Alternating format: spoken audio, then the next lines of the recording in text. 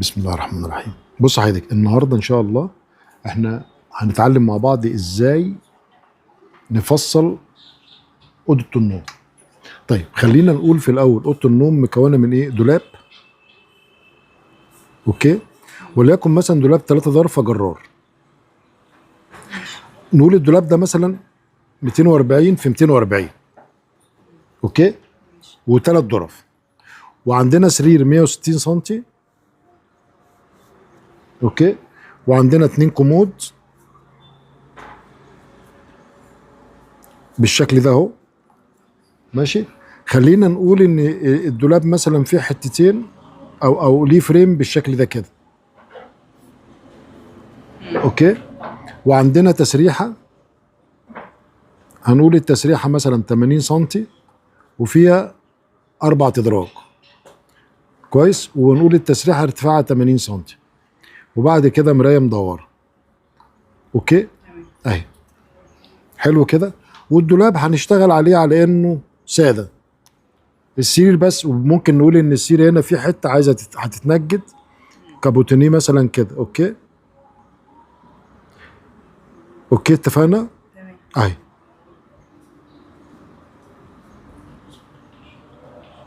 ازاي، اهي دي اوضه النوم، والسرير هنقول ان 160 والكومود 50 وارتفاعه 40، كويس. ونقول بقى ايه يعني، خلينا برضو نقول شكل الدولاب من جوه اهو.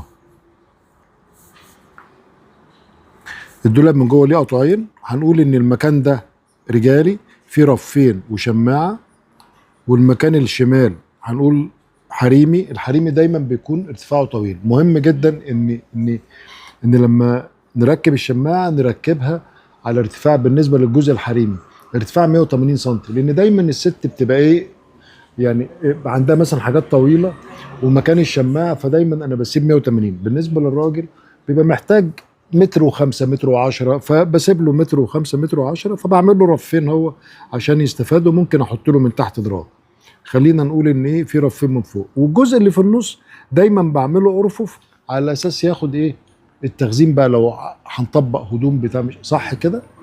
طيب تيجي بقى نحسب الكلام ده. طيب احنا هنشتغل بايه؟ هنشتغل بكونتر اتش بي ال، اوكي، ابيض. هنعمل الاوضه دي بيضه، العميل طالبها ابيض اتش بي ال.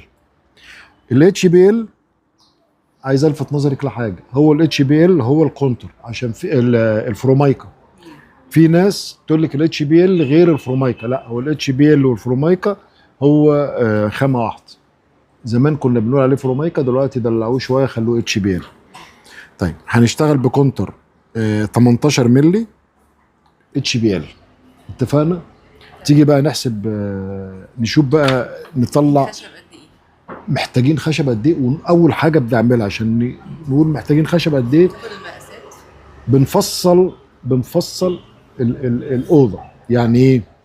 يعني بنطلع كل قطعه فيها على ورق، وبعد كده نشوف. طيب انا عندي الدولاب عباره عن جنبين وقاعده وبرنيط، دول اهم حاجه، قاعده وايه وبرنيط. طيب احنا هنعمل ايه؟ هنخلي الجناب من جوه والبرنيطه راكبه من فوق، حلو، والسكلو هنعمله منفصل من تحت اهو، اتفقنا. ونخسس السكلو سنتي على الدولاب. يعني انا بخسس، يعني بعمل ايه؟ بخلي الجنب كده اهو مثلا، واخسس الايه السكلو شويه، تدي شكل حلو، يعني يبقى اقل من الدولاب سنتي داير. احنا اتفقنا ان احنا الجنب من جوه والقاعده ومن ايه من فوق. طيب انا عندي دلوقتي الدولاب ارتفاعه 240 سم، يلا نحسب.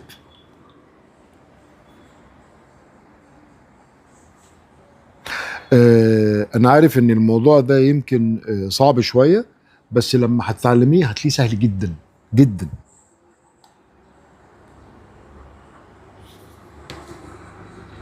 بص يا ستي، احنا اتفقنا ان ده 240. اول حاجه هنعملها ايه؟ هنعمل الجنبين. انا بالنسبه لعمق الدولاب، الجرار المفروض ما يقلش عن 65 سم. تمام. ما يقلش عن كام؟ 65. ليه؟ لان تخنتين الضرفتين بسيب لهم مثلا على الاقل 5 سم، ودايما علشان خاطر البدله ما تحكش في الضرفه ويحصل مشاكل. فبسيب لها 5 كمان 60 سم. فهنشتغل على ان الجنب كام؟ 65 سم. اوكي. بالنسبه للقهوه، ده شكل الايه؟ ده شكل الجنب. اوكي.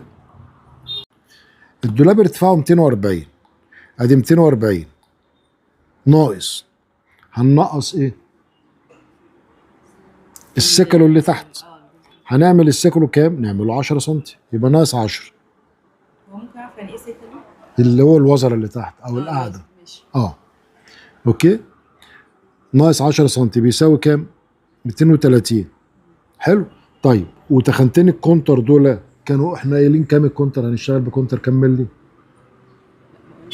لا قلنا اهو، قايلين هنشتغل بكونتر اتش بي ال 18 ملي. يبقى ال 200 18 و18. برافو عليكي. 18 و18 دي اللي انا كنت مستنيها. يبقى ناقص 18 ملي ناقص 18 ملي، يبقى كام الجنب ده؟ 226 و4 ملي. 200 كام؟ يبقى عندي 226 و4 ملي في 65، يبقى عندي ده 226 في كام؟ 65. 65 ايه؟ عملنا القعده وبرنيطه وعملنا الجنبين، حضرتك عرفتي. اوكي. طيب ناقصنا ايه بقى تاني في الدولاب؟ ناقصنا يعني الجناب اللي هي احنا خدنا الجنبين وخدنا القعده والبرنيطه. اسمها ايه اللي في النص؟ القواطيع. خدنا ايه؟ احنا خدنا الجناب، احنا خدنا الجنبين والقعده والبرنيطه كله مقاس واحد. اوكي. طيب القطوعين بقى، المفروض لما اجي اعمل قواطيع انا واخد الدولاب 65، هعمل قواطيع كام بقى العمق بتاعها؟ اول حاجه القواطعين هيبقى نفس طول القعده والبرنيطه اللي هو كام؟ اللي هو 226 و4 مللي، اتنين برضه. العمق بقى هيبقى كام؟ العمق ممكن احسب، اشيل السمك بتاع الخشب. برافو عليك. اللي هو ايه؟ اللي هو 18 مللي. لا 18 مللي ايه؟ 65 ناقص 18 و18 اللي هو الضرفتين. اللي هو الضرفتين، هو الظهر والوش. انت عندك الجرار تخنتين جرار والظهر. انا دايما لو انا بعمل يبقى 3 كده بقى. لا دايما بعمل ايه؟ بشيل 10 سم. لو الجنب 65 بشيل 10 سم، بعمل القطوع 55. ليه ال 10 سم؟ لان انا عندي ضرفتين والمجرى بتدخل الضرفتين جوه شويه. حلو. وكمان عندي الظهر، فخلينا انا في السفسايد نعمل انش ال 10 يبقى كام؟ 55 ايه؟ 55 ايه؟ سنتي. حلو. طيب فاضل لي بقى كده ايه في الدولاب بقى؟ قول يا شاطر. ها فاضل لي اسمها ايه؟ قولي. الارفف. من بره برضو اللي هي الظرف. خلينا بس نخلص جوه الاول. جوه ماشي. فاضل لي ايه؟ يبقى الارفف. الارفف. انا عندي كام رف؟ ادي 1 2 3 4 5 6 7. 7 ايه؟ يبقى انا عندي نكتب 7. 7 ايه؟ أرفف. هنطلع الأرفف ازاي بقى؟ بص يا ستي، قولي لي. لو قلتي هي 240 اصلا. ادي 240 ناقص ادي 1 2 3 4. هو احنا عندنا ثلاث خانات. ما احنا عاملينه ثلاث خانات اهو. مش هنقسم 240 على 3 ولا لا؟ اللي انا بقوله ده غلط. لا احنا بنعمل ايه؟ اول حاجه ادي ال 240 هنشيل منه الثلاث تخانات الاربع تجناب دول، اللي هو ايه؟ 18 اللي هي 18 في 4 يعني. احنا قلنا الجنبين دول 36 مللي. ماشي. ماشي، الجنبين دول كام؟ 36 مللي مظبوط؟ والتانيين بيساوي، والاثنين دول 36 مللي. ماشي، يبقى كده كام؟ 232 و8 مللي. هم زادوا؟ لا، ما هم ايوه صح. مش ده 240؟ 240 شلنا الاربع تجناب اللي هو 36 مللي الجنبين دول، لو 36 مللي القطعين يبقى كام؟ يبقى كام؟ 232. طيب لو قلنا 36 مللي زائد 36 مللي،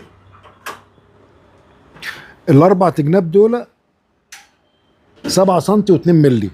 7 سم وكام؟ 2 و2 مللي، اللي هو لو قلنا 240 ناقص 7 سم و200 ناقص 7 و2 مللي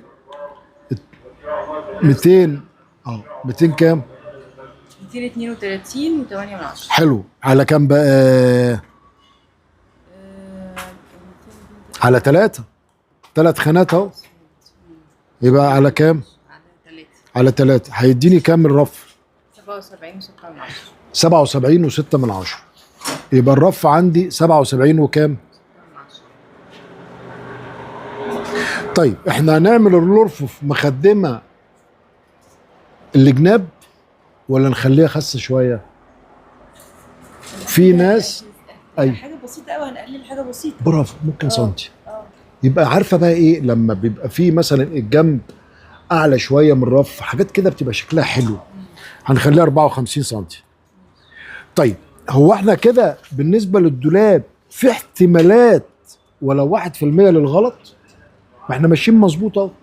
طب الدولاب ده يطلع مظبوط؟ يطلع مظبوط، ما عنديش مشاكل. ليه؟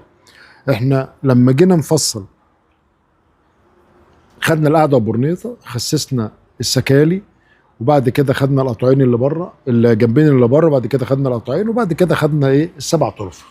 يبقى كده احنا شغالين الثلاث خانات قد بعض بالملي، اللي هو 77 وايه؟ و6 من 10. كده فاضل لنا بقى السكر اللي تحت. السكر اللي تحت احنا قلنا هنخس سنتي، هو 240 يبقى كام؟ هنخس سنتي داير. انا عندي قدام ورا بنتكلم على ايه؟ القعده؟ اللي هو السكر او الوزر اللي تحت. ماشي. احنا قلنا ايه؟ هنخس سنتي، هو 240 نشيل سنتي وسنتي يبقى كام؟ 238. برافو عليك. طيب وبعد كده عندنا بقى ايه اللي تحت؟ بيكون كده اهو. طب هي بتبقى في واحده ورا؟ واحده ورا واحده قدام لازم. اي يبقى كده فاضل لنا ايه؟ اللي هي اللي بره واللي في النص. نعمل واحده في النص دي تدي تقويه. النص كده. ماشي. احنا عندنا الدولاب عمقه كام؟ 65، وقلنا هنخسس ايه؟ سنتي وسنتي يبقى كام؟ 63. وعندي تخنتين الكونتر ما ننساهمش، اللي هم كام؟ احنا قلنا 63 نشيل منهم كام؟ 36. 36 مللي. برافو عليك. يبقى كام؟ 59 و4 مللي. يبقى انا عندي دول 3 حتت 59 و4 مللي في 10 سنتي. اتفقنا؟ ده بالنسبه لايه؟ للدولاب. انا عندي الظرف كام ضرفه؟ 3. الظرف جرار. لو انا جيت خسست، انا عندي احنا قلنا ايه؟ ده كده 240 سنتي. لو خسسنا يمين وشمال من 240 تبقى كام؟ 240 هنشيل منهم كام؟ اللي هي هتبقى 238. ماشي، لو قلنا 238. لا ازاي 238؟ ما هو ده 240. هنشيل تخنتين الكونتر اللي هم كام؟ 36. برافو عليك. 240 هنشيل منهم 36 يبقى كام؟ 240. يبقى 236 واربعة من عشرة. طب احنا لو قسمنا ده على 3، لو انت قلتي ده صح ولا غلط تبقى شاطره جدا. قسمناه على ايه؟ على 3. معنى كده ان كل فتحه كام؟ 78 و8 مللي. احنا نعمل الظرف كده ولا غلط؟ يعني نعمل الضرفه بالمقاس ده ولا كده المقاس ده غلط؟ احنا عملنا هي المفروض 240 شلنا الاثنين وعملنا حاجة تانية. وشلنا التخنتين دول وبعد كده قسمت على 3. الكلام اللي انا عملته ده صح ولا غلط؟ المفروض صح. غلط. ليه؟ لو انا عملت كده حاجه اركب الثلاث ظرف، بصي الثلاث ظرف بالظبط ماشي، مع فرق الظرف، لان طبعا انا لما اعمل جرار في ظرفه هتبقى بره وظرفتين جوه او العكس حسب ما انا عايز. بصي كده هيبان فراغ هنا، فلازم نعمل ايه؟ بنسميها نركب الضرفه على الضرفه كده، فنكبر ان شاء الله حتى. برافو عليك. ان شاء الله حتى نزود سنتي في كل ظرف. حلو، ان شاء الله حتى نزود سنتي. فانا جايه ايه؟ انا دايما بزود 2 سنتي، بكون ايه في السيف سايد. انا عندي دلوقتي المساحه اللي فاضيه عندي 200 ايه 36 و4 على 3 بيساوي كام؟ 78. 8 خلي الضرفه 2 80، خليها 81، خليها 80 ونص زي ما انا عايز. 80 شغاله، هتبقى برضو ايه راكبه على بعضيها كويس. فكده يبقى عندنا الظرف ايه؟ عرضها كام؟ 80. يبقى عندي 3 ظرف كام؟ 80. اتفقنا؟ طيب ارتفاع الضرفه انا عندي بقى ايه؟ الجنب اللي هو الجنب 246 و4 مللي. 200 كام؟ 26 و4 226 و4 مللي الجنب. هنعمل الضرفه ايه؟ ما هي الضرفه من جوه. هنعمل الضرفه اقصر. برافو عليك. ليه اقصر بقى؟ لان في حلو. المفروض فوق في برواز وتحت برواز. حلو. في العجل، برافو عليك، القضيب والعجل بشيل. يعني لو انا شلت من كل ضرفه سنتي ونص كده انا في الامان. طب 2 سنتي شغال، انت واخده بالك؟ ففي ناس بتشيل سنتي ونص وناس بتشيل 2 سنتي. وممكن نعمل حاجه لذيذه، نشوف القضيب قد ايه وقيمه العجل لما تمشي قد ايه. اتفقنا؟ فخلينا نقول نشيل 2 سنتي. يعني انا عندي دلوقتي 246 226 و4 مللي. 226 و4 مللي هنشيل 2 سنتي اللي هو سنتي فوق وسنتي تحت، هيبقى كام؟ 224 224 وكام؟ و4 و4 من 10. ده اللي هم ايه؟ الثلاث ظرف. اتفقنا؟ كده في الدولاب ناقص حاجه ما عملناهاش؟ كده في حاجه ما عملناهاش في الدولاب؟ راجع اهو. لا بصي الدولاب واضح قدامي اهو. ادي القعده والبورنيطه اهو. وبعدين ايه بقى؟ كان جدي الله يرحمه، جدي كان نجار على فكره بالمناسبه.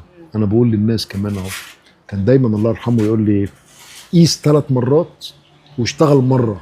تقيس ايه؟ 3 مرات. لو ال3 مرات طلعوا زي بعض يبقى انت صح. طب لو ما طلعوش زي بعض هيطلع مرتين صح ومره غلط، يبقى الاثنين الصح. وممكن نقيس تاني ما جراش حاجه. ليه؟ لان مجرد ما قطعتي خلاص مفيش رجعه. لكن طول ما احنا كده نقدر نرجع.